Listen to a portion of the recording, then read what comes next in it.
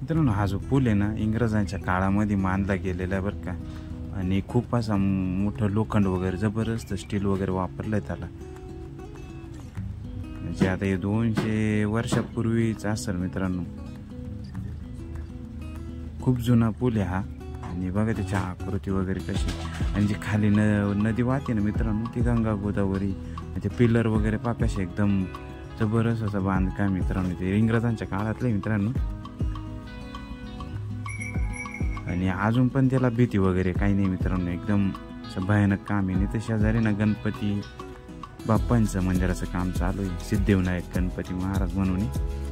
ते गणपती बाप्पांचं बांधकाम तिकडे समोर भगवान शंकराचं मंदिर. असे बरेच देऊळ आहे बरं का मित्रांनो इथं शेजारी या पुलाच्या शेजारी. नक्षी काम वगैरे बघा तिथं एकदम मस्त केलेलं आहे. छान केलेलं असं. आणि इकडे गंगा गोदावरी नदी मित्रांनो. हा पूल बघा मित्रांनो एकच लाईन आहे मित्रांनो. त्यावरून कोळशाची गाडी वगैरे जाते बघा हे नदीचं पात्र. आणि मित्रांनो या पुढच्या साईडला ना धरण वगैरे डॅम सारखं बरं का.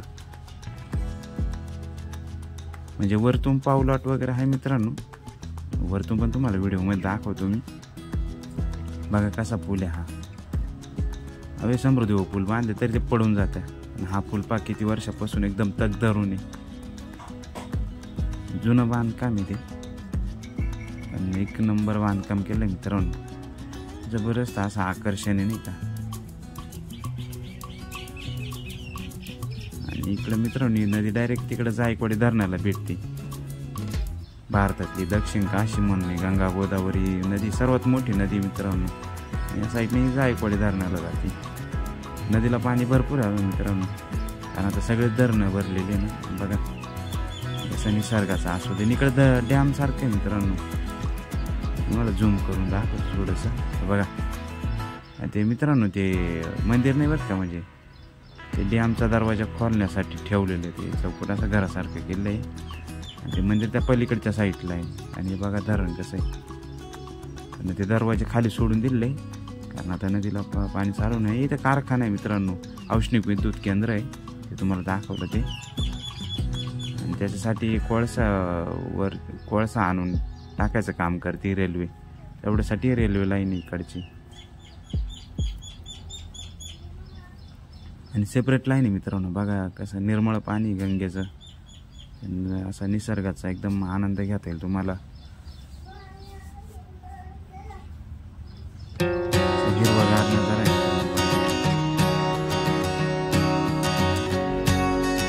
इकडच्या पुढच्या साईडला बघू शकता मित्रांनो तुम्ही. हा पूल आहे. लोखंड एकदम चांगलंच वापरेल मित्रांनो. त्याच्यामुळे एवढी मोठी रेल्वे कोळशाचं वजन भरपूर राहतं ना.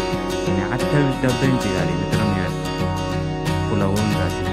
तरी अजून पुलाला धक्का नाही. किती जबरदस्त बांधकाम.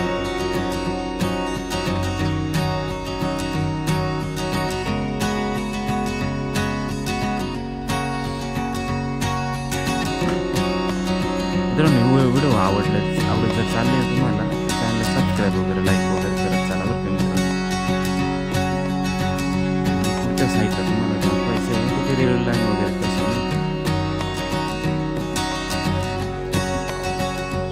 साधारण 2 किलोमीटरचा पूल आहे तो. छोटासा माझा प्रयत्न होता दाखवा आपल्या प्रेक्षकांना. दाखवण्याचा प्रयत्न केला आहे.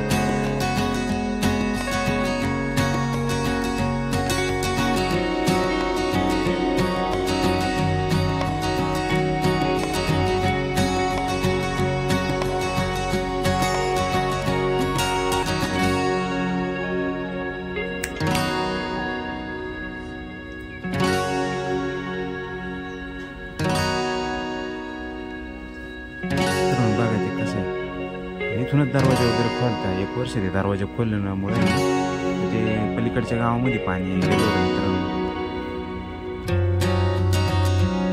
तुंब वगैरे आला होता ना त्याच्यामुळे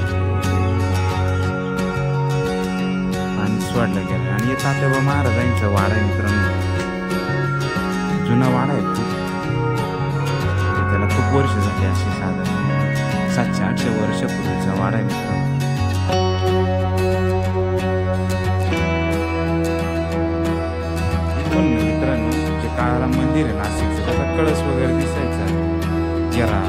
वाड्यावरून बरं का. खूप मोठा वाडा होता असा चांगला 25 एकरचा वाडा होता मित्रांनो.